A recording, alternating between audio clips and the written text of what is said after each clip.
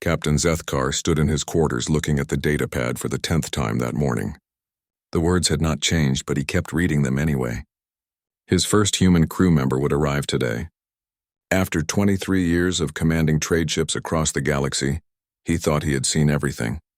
Centaurians with their proud nature and complex honor codes, Kelvax who spoke only when necessary and preferred to work alone, Thraxians who could fix any machine but struggled with basic social interactions, even the occasional Vorthan who needed special breathing equipment and complained about everything. But humans were different. They were new to the galactic community, and the stories about them were wild and often contradictory. Some reports said they were violent and unpredictable. Others claimed they were surprisingly emotional and formed strong bonds with their teammates. A few mentioned their strange ability to survive in conditions that would kill most other species. Zethkar had read every official document about human physiology and behavior that he could find. Humans needed oxygen and nitrogen in specific ratios. They preferred temperatures around 20 degrees Celsius. They consumed both plant and animal matter for nutrition. They slept for approximately 8 hours out of every 24-hour cycle. They had only 2 arms and 2 legs, unlike his own species, which had 4 arms. Their skin changed color when exposed to certain wavelengths of light. The technical information was easy to understand.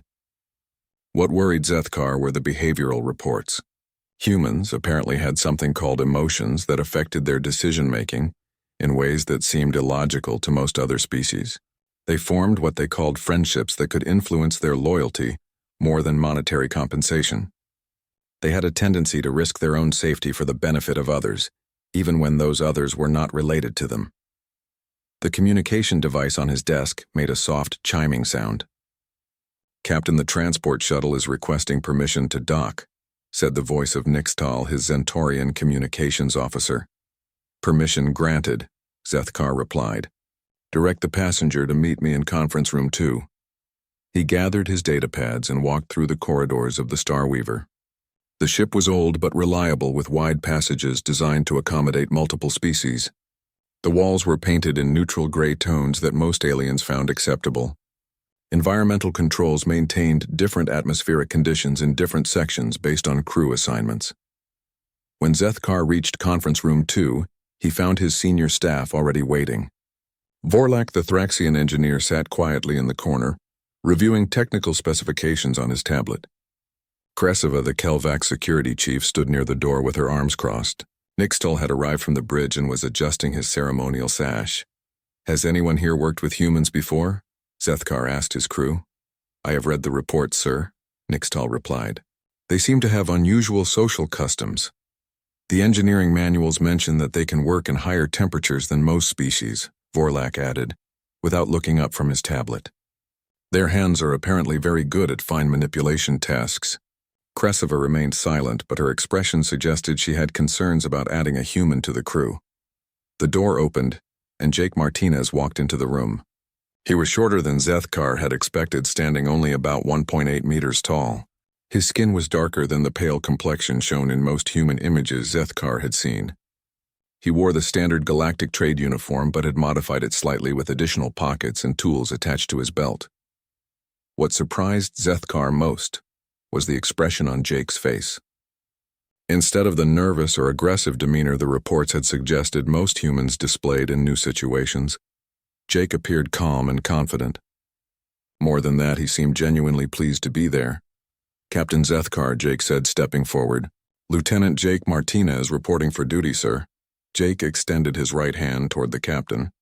Zethkar remembered reading about this human custom, but experiencing it in person was different. The handshake was firm but not aggressive.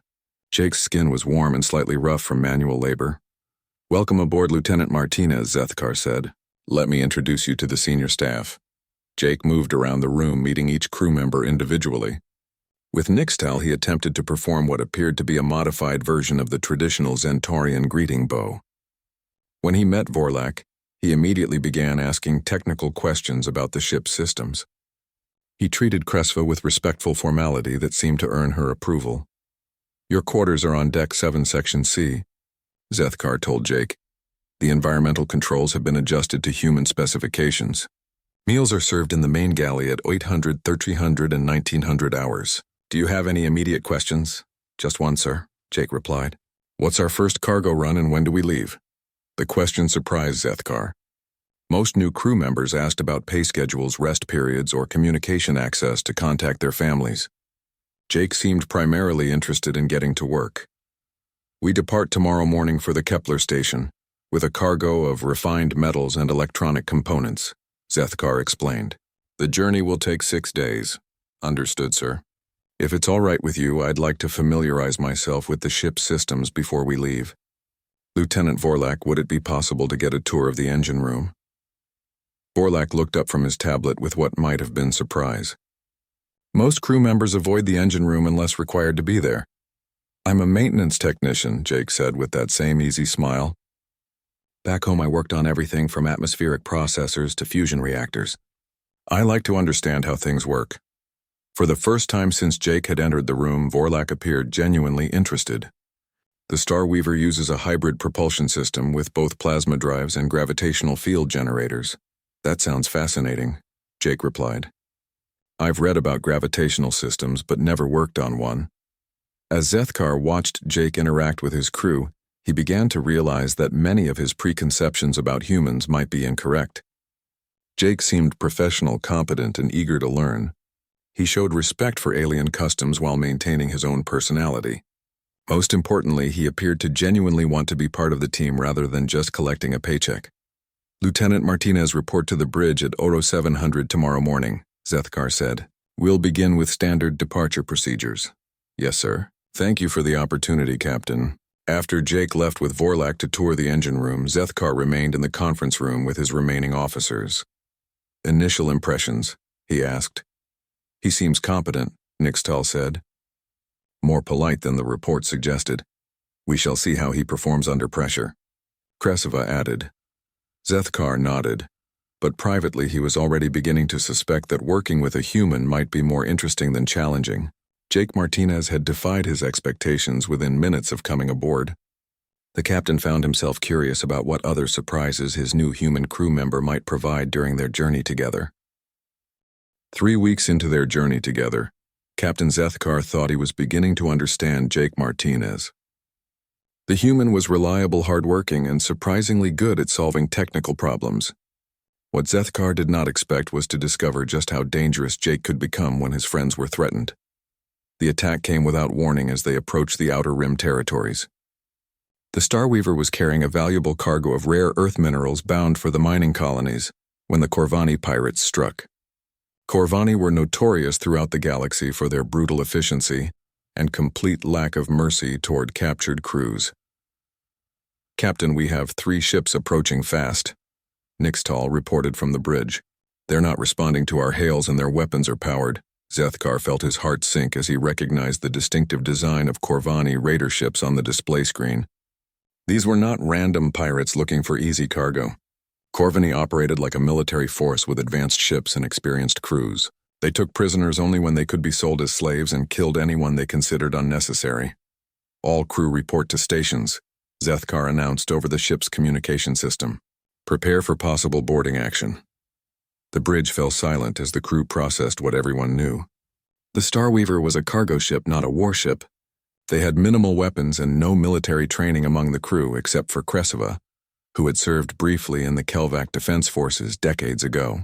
Standard procedure when facing Corvani raiders was immediate surrender followed by cooperation, and prayer that the pirates would be satisfied with just the cargo. Jake arrived on the bridge within minutes of the alert.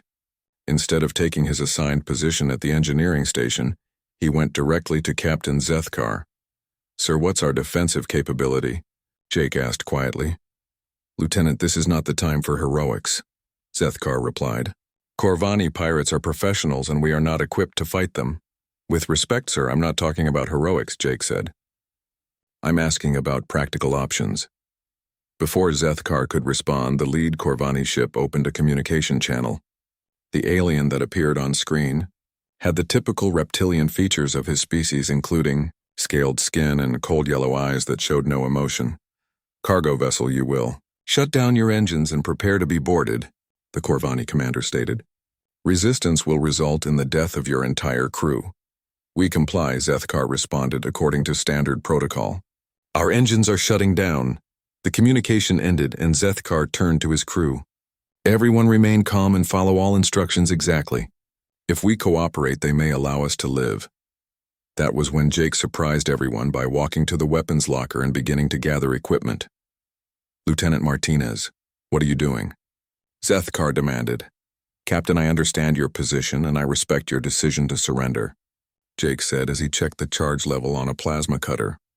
But I've seen what Corvani do to prisoners and I can't just stand by and watch. You cannot fight 12 armed pirates by yourself. You're right, I can't fight them directly. Jake agreed.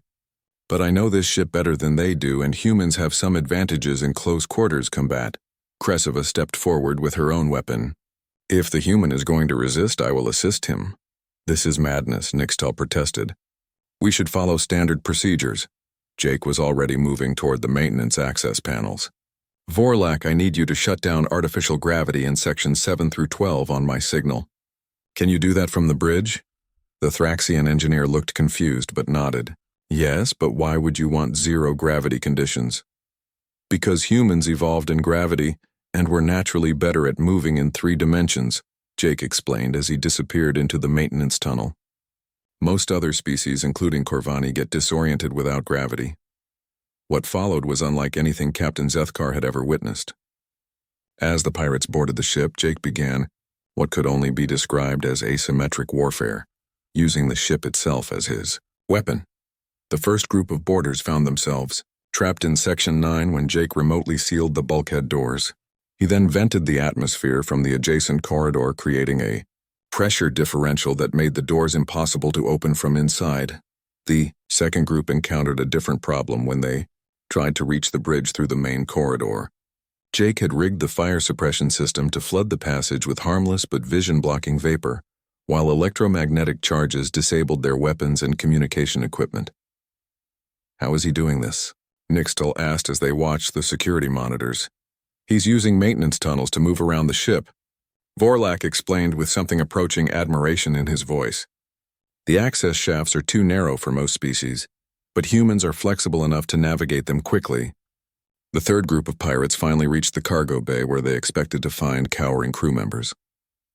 Instead, they found Jake waiting for them with improvised weapons made from cleaning chemicals and maintenance tools. What shocked the Corvani was not the weapons themselves, but the humans' complete lack of fear. Surrender now and I'll make sure you're treated fairly, Jake called out to the pirates. Continue fighting and things will get unpleasant. The lead Corvani laughed and raised his weapon. Foolish human, you are outnumbered 4-1. Numbers don't always determine the outcome, Jake replied calmly. The pirates rushed forward, expecting easy victory against a single maintenance worker. They had not anticipated fighting. Someone who treated their attack like a complex engineering problem to be, solved. Jake used the cargo containers as cover and concealment while employing tactics that seemed impossible to the watching crew. He moved through spaces that appeared too small, crawled along surfaces that should not have supported his weight, and attacked from angles that defied the ship's layout. When the artificial gravity shut down as Jake had requested, the battle turned decisively in his favor. The pirates floundered helplessly in zero gravity while Jake moved with practiced ease, using handholds and momentum to position himself for attacks. Within 20 minutes, all 12 boarders had been subdued. Using non-lethal methods, Jake had systematically disabled their weapons, captured their equipment, and secured them in the ship's cargo hold using improvised restraints made from maintenance supplies. Captain, this is the boarding team leader, Jake announced over the communication system. All pirates are secured and their ship appears to be retreating. When Zethkar reached the cargo hold, he found Jake calmly treating minor injuries on several of the captured pirates, while Cressida stood guard with recovered weapons. How did you accomplish this, Lieutenant? Zethkar asked. I used what I had available, Jake replied. The ship's systems, maintenance equipment, and the fact that most species don't expect resistance from cargo vessel crew members. You could have been killed. Jake looked up from bandaging a Corvani's arm. Yes, sir, but so could all of you if we had just surrendered. Corvani don't have a reputation for keeping prisoners alive. As they waited for the Galactic Patrol to arrive and collect the captured pirates, Zethkar found himself reconsidering everything he thought he knew about humans.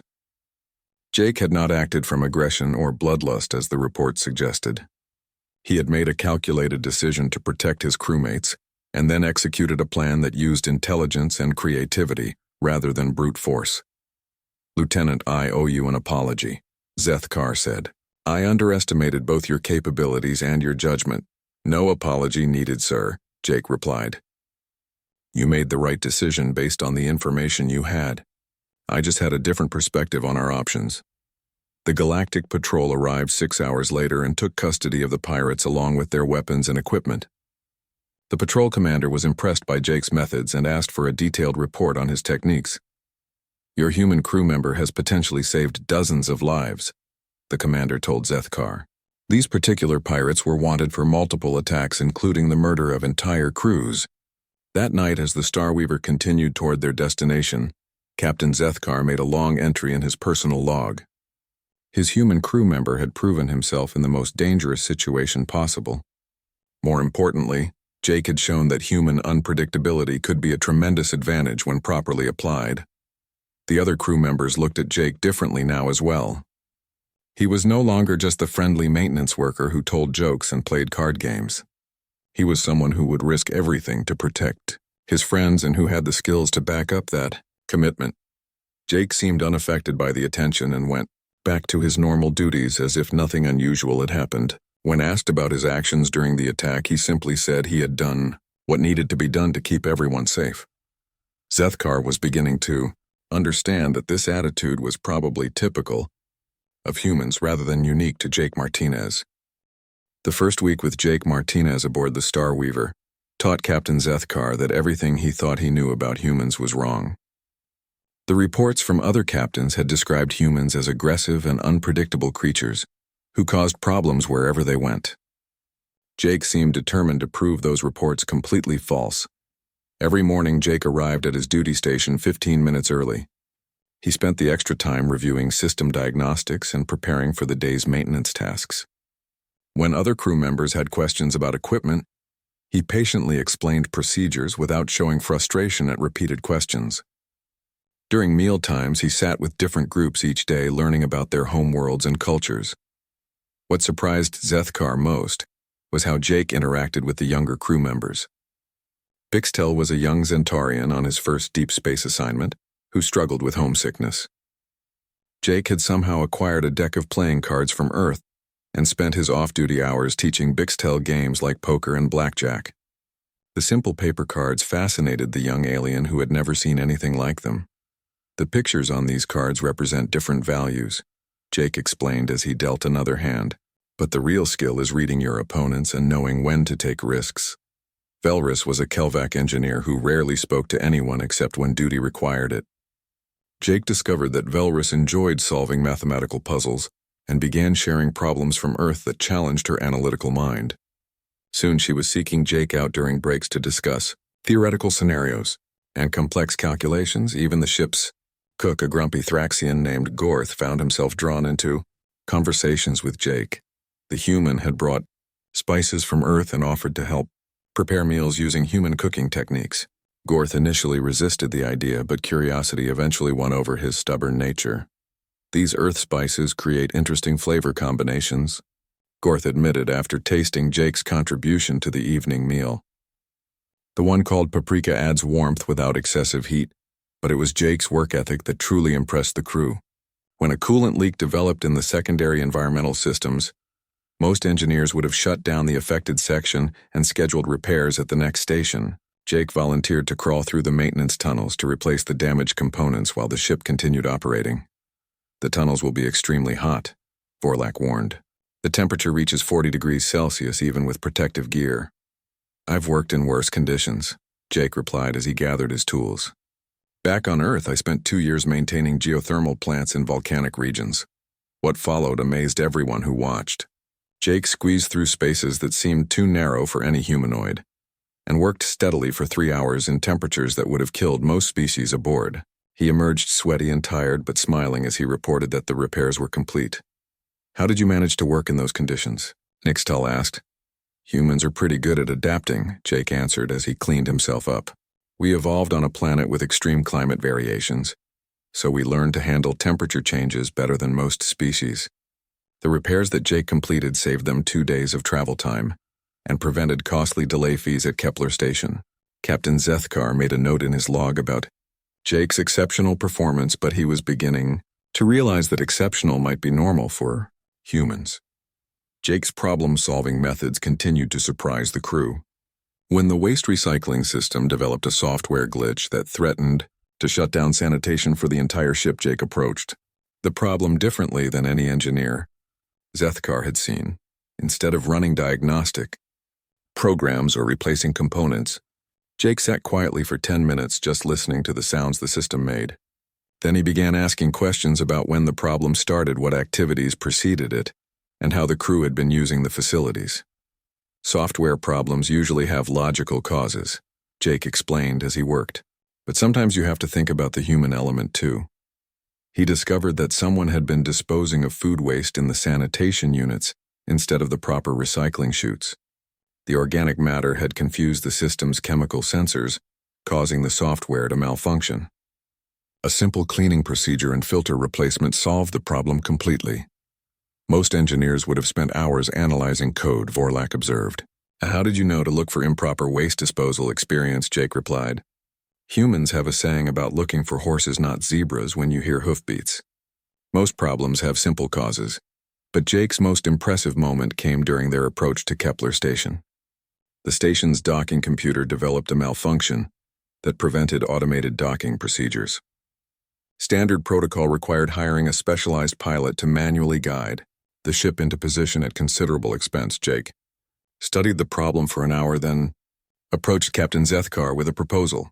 Sir, I think I can jury-rig a manual docking system using our navigation sensors and some creative programming.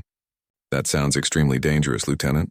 It's definitely not standard procedure, Jake admitted. But I've done similar work on asteroid mining platforms and the principles are the same. Zethkar considered his options. The alternative was paying docking fees that would eliminate most of their profit from the cargo run. Against his better judgment, he authorized Jake to attempt the modification. Working with Vorlak, Jake spent 6 hours rewiring control systems and programming new interface protocols. The result was a crude but functional manual docking system that allowed experienced pilots to dock without relying on station computers. When they successfully docked at Kepler, station word spread quickly through the shipping community. Other captains began asking Zethkar how his crew had managed the difficult docking procedure. The station administrator even requested technical specifications for Jake's modifications to help other ships with similar problems. Your human engineer has created quite a stir, the administrator told Zethkar. Several shipping companies have asked if he's available for consulting work.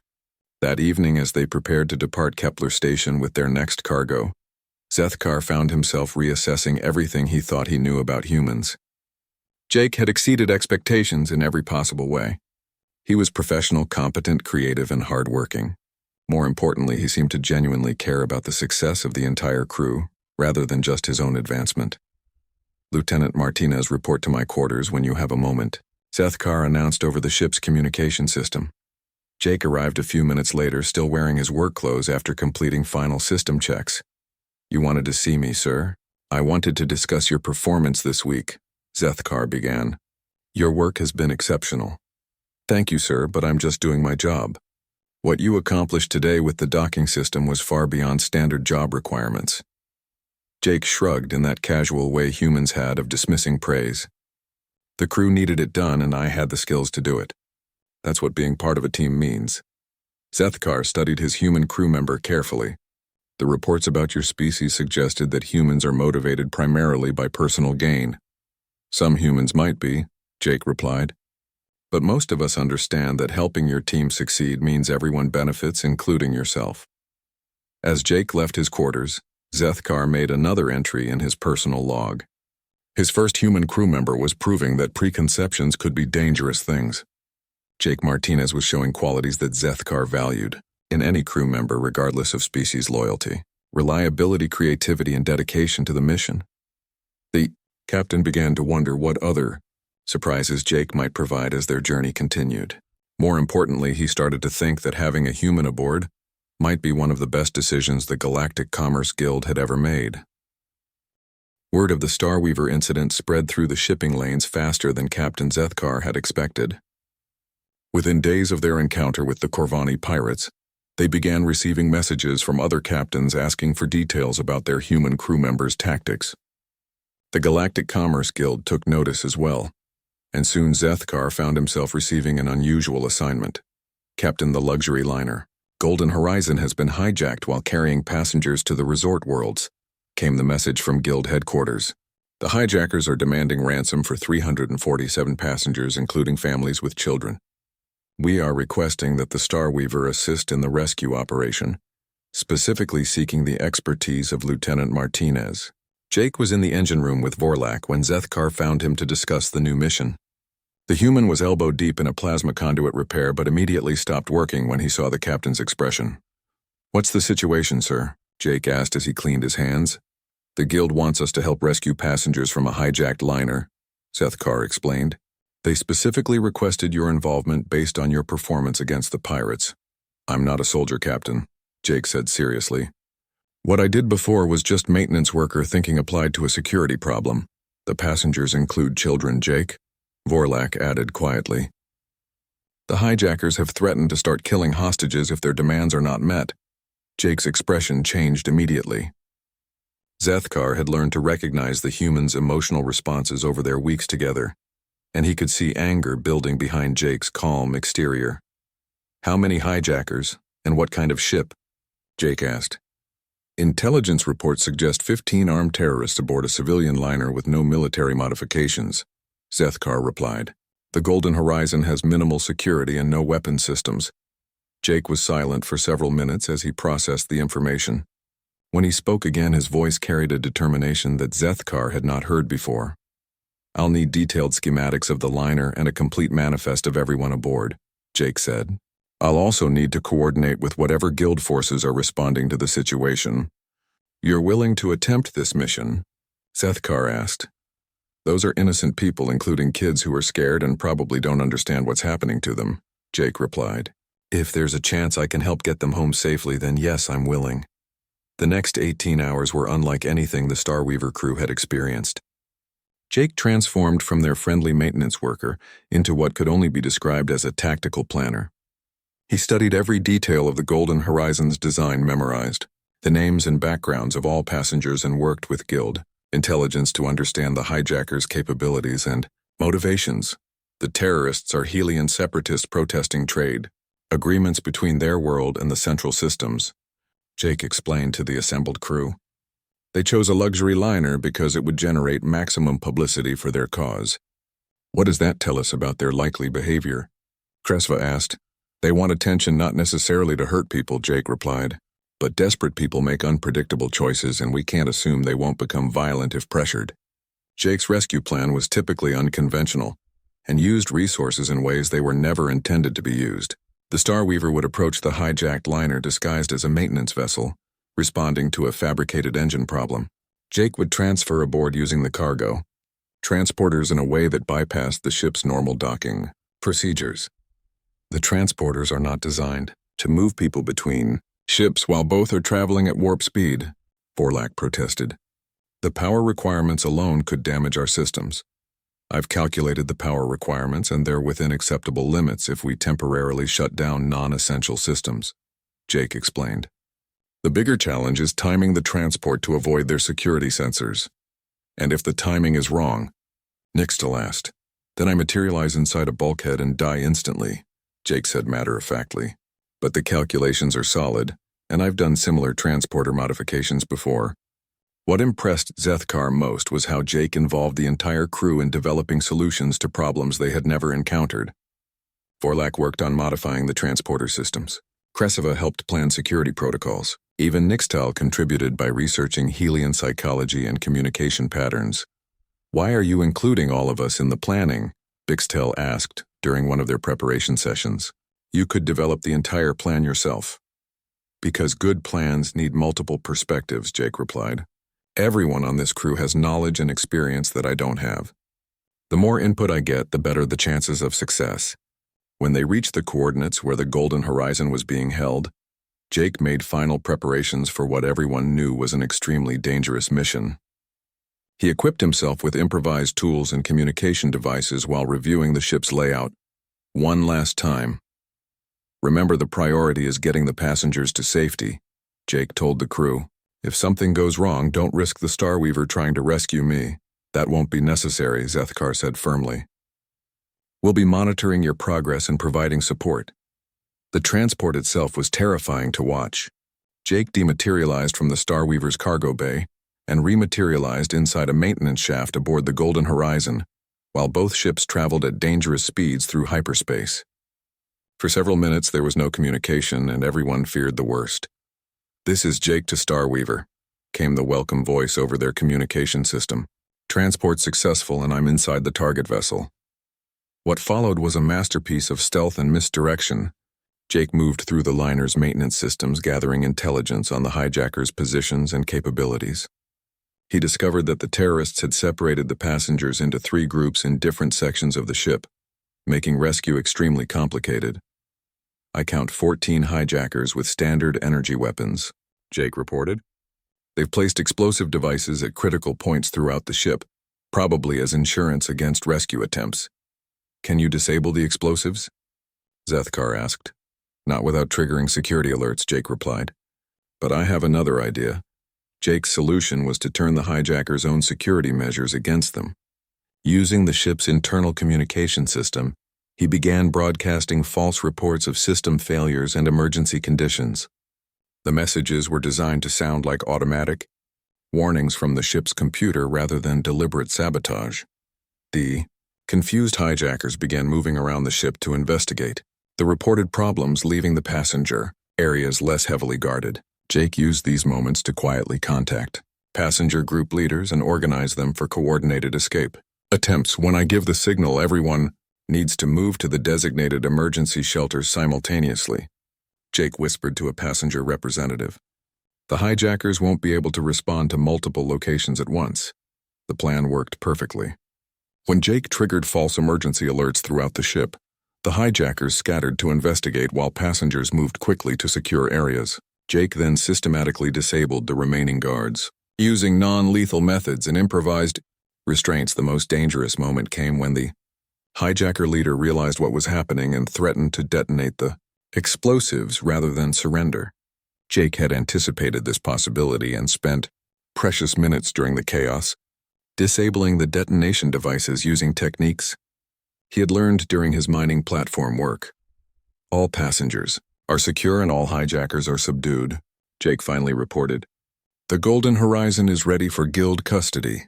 The rescue operation had taken less than 4 hours from start to finish. Not a single passenger or crew member had been injured, and all 14 hijackers were captured alive. Guild commanders called it one of the most successful hostage rescues in recent history. "How did you manage to coordinate such a complex operation by yourself?" the Guild rescue coordinator asked Jake. "I didn't do it by myself," Jake replied. "My crew provided the support and planning that made it possible. I just handled the part that required someone small enough to crawl through maintenance shafts."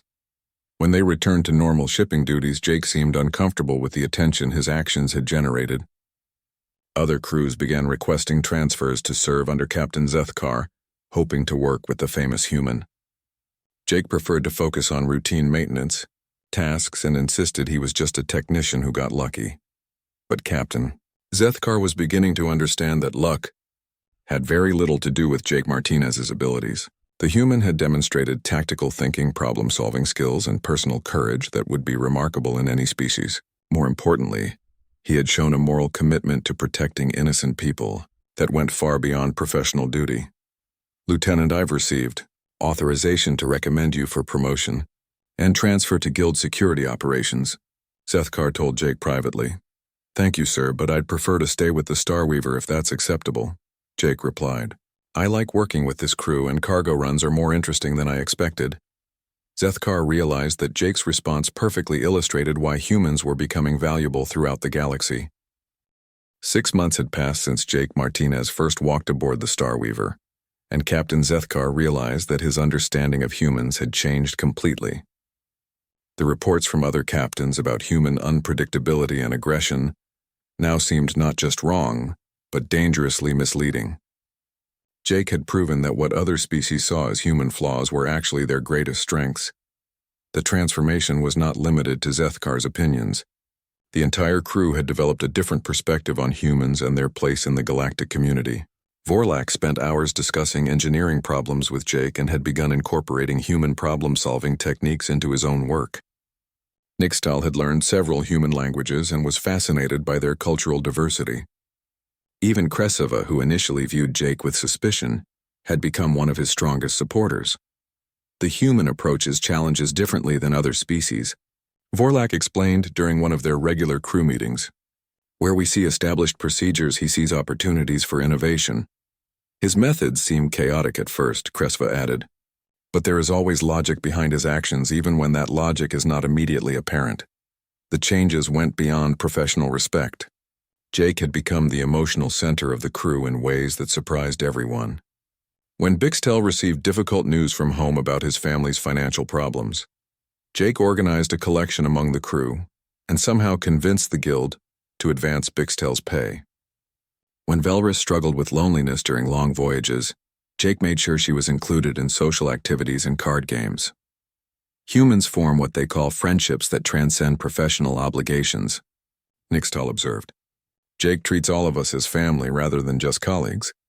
But it was Jake's response to their latest crisis that truly demonstrated how much the crew had learned about human nature. A plague outbreak on the mining colony of Zerion Prime had left thousands of people quarantined without adequate medical supplies. The Galactic Health Authority was overwhelmed and unable to provide immediate assistance. The death toll is rising daily, came the emergency broadcast.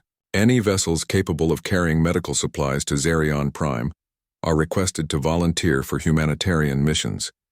The Starweaver was carrying a cargo of luxury goods bound for the resort worlds, a profitable run that would provide bonuses for the entire crew.